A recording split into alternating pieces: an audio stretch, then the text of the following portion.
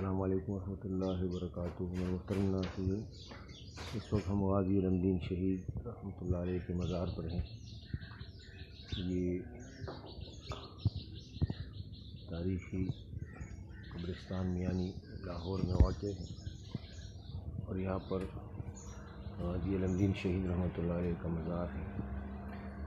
غازی علم دین رحمۃ اللہ علیہ نے گستاخ رسول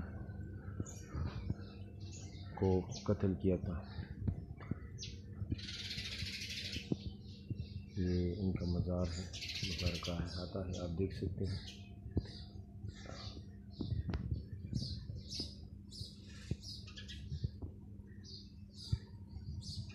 راجپال نے حضور علیہ السلام کی شان میں گستاخی کی تھی۔ غازی علم دین شہید رحمۃ اللہ علیہ 21 برس کے نوجوان تھے۔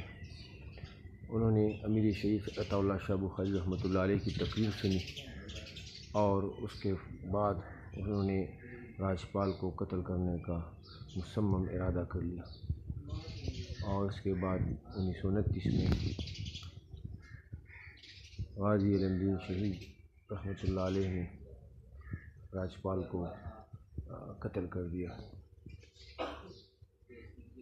1929 میں غازی علم دین شہید رحمۃ اللہ علیہ انہوں نے یہ کارنامہ سر انجام دیا تھا۔